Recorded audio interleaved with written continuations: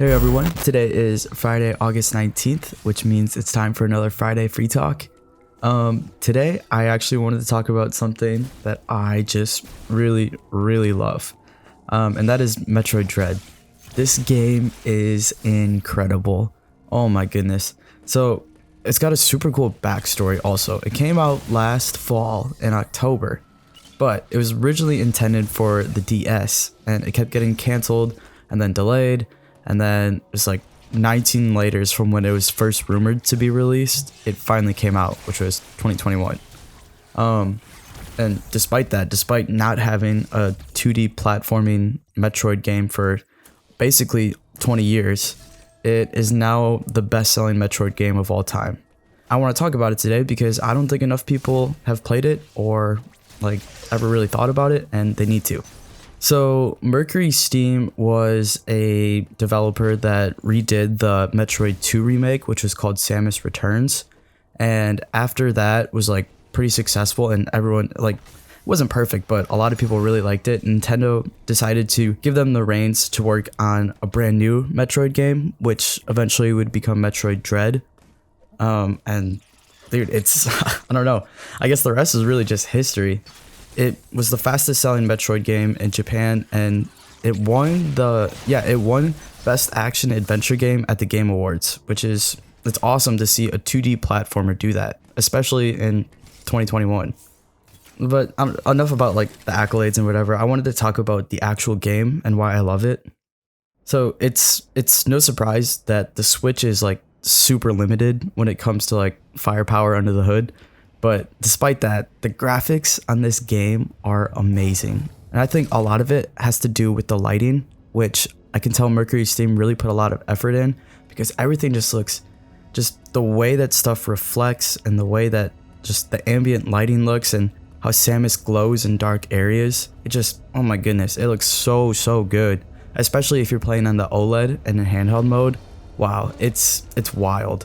But it's not just the graphics and the lighting that I think really help the presentation of this game. A lot of it is actually like design wise.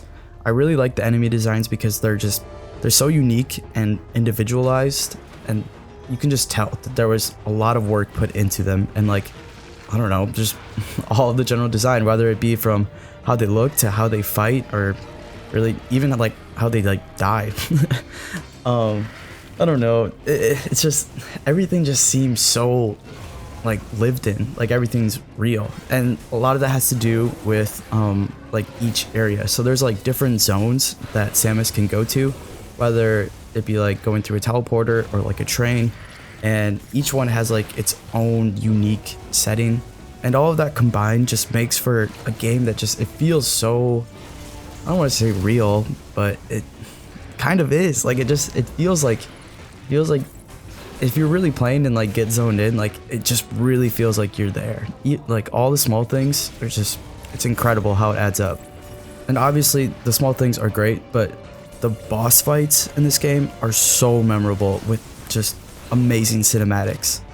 Yeah, it's a Metroid game, so a lot of the boss fights are actually pretty difficult, and I don't think I've ever actually, when I was playing it, this is my third playthrough now, I don't think I've ever like beaten a boss on my first go. Maybe like once, but I don't know. There's like quite a few different bosses, and each one of them are like super unique and bring something new to the table, something new that you have to kind of figure out. So obviously it's a Metroidvania game, and if you don't know what that is, it's basically just a game where you kind of get to explore and get lost and try to find your way back. And those games typically are a little more difficult because they really stress the exploration part, and if it's a 2D platformer, then they're gonna make the combat a little more challenging, since, I don't know, you gotta have something to really stimulate your mind. So the boss fights, they tend to be a little more difficult than maybe you'd expect, and I think that's kind of, I don't know, that's kind of almost the fun of it, where you're gonna have to replay it multiple times in order to figure out how an enemy attacks, and in order to counter it, and the best time to move or the best time to jump. It's almost like a Souls game if you played that, where it's about dying and learning your lesson and then keep going back. And for some people that's probably gonna be like a turnoff, but it feels so rewarding after you learn those attack patterns of a boss, and you know, you're finally able to beat it. And speaking of satisfying, just the exploration in general is so good. Like I just mentioned, Metroidvania, so it's about just running around, kind of finding your own way through this huge map. Honestly, there's so many different arenas and they're all like pretty decently sized. It's really easy to get lost. And that's another thing where maybe people won't really like that because you don't really have anything kind of holding your hand. In some parts you do, like I really like how they do this where when you get a new item, you're basically trapped in that room until you figure out how to use that item to get out. It kind of like sets you up for success. But other than that, that's really the only time that the game will kind of guide you. So you just kind of just running and exploring. And it isn't like a Mario platformer where you're just constantly running to the right. In this, you can go up, down, left, right. It's really up to you to explore. And they made the exploration just so satisfying and so fun. The sliding is so smooth, the jumping is great. Just all the little things that they did to make Samus like just move so smoothly. Oh, it's incredible. Just the production on this game is really great. Honestly, it's even fun to just go back to like an older arena that you've already kind of cleared out and just like free run, you know, just kind of, it's not really parkour, but just kind of move as fast as you can through. And there's so many different movement mechanics that they give you to mess around with. So you can really make it individualized to how you want to. I don't know. I don't really know if that makes sense, but it's just, you know, it's just one of those things. When a game is good and you can feel it, you just want to play. Even if you're not really doing anything, you just want to play. So yeah, the exploration, super fun, but at the same time, you also, if you're in certain areas, you feel like you're being hunted, which is what the original Metroid creator, Yoshio Sakamoto, said he wanted the game to feel like. And so this quote I found said that he wanted it to be fear-based gameplay without actually being a horror game.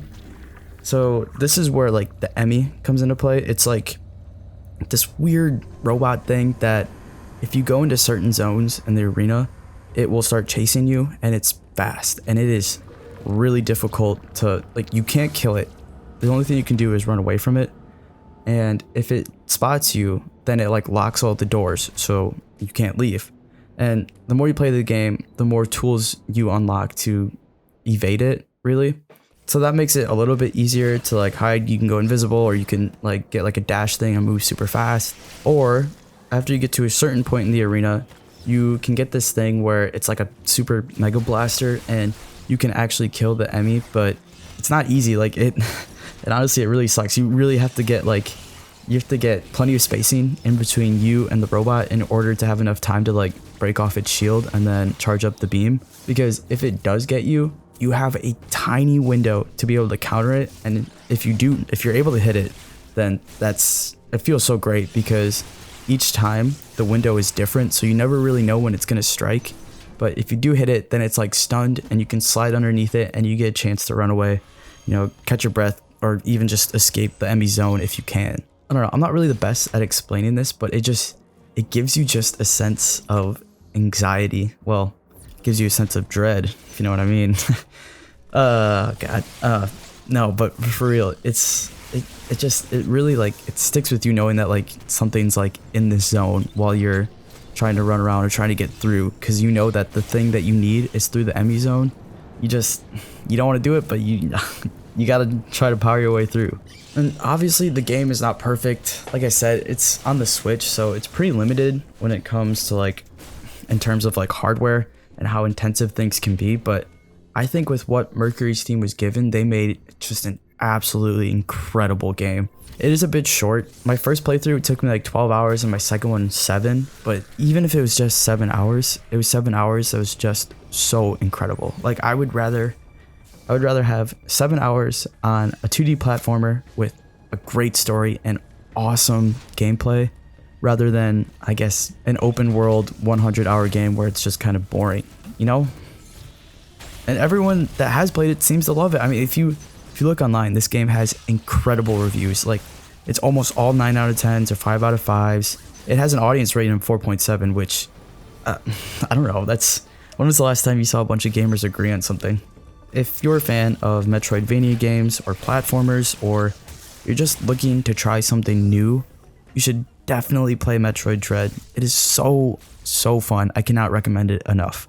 A lot of people say that there aren't new games to play, or all games these days suck, and honestly, I've been a part of that crowd plenty of times, but I think you just kind of got to branch out and try new games. That's what I did with Metroid, and I absolutely love it. It was the first Metroid game I ever played, and now after this, I'm going to go back and play the older ones just because this was so fun. It gives me that feeling that I haven't really had in a long time when playing a game.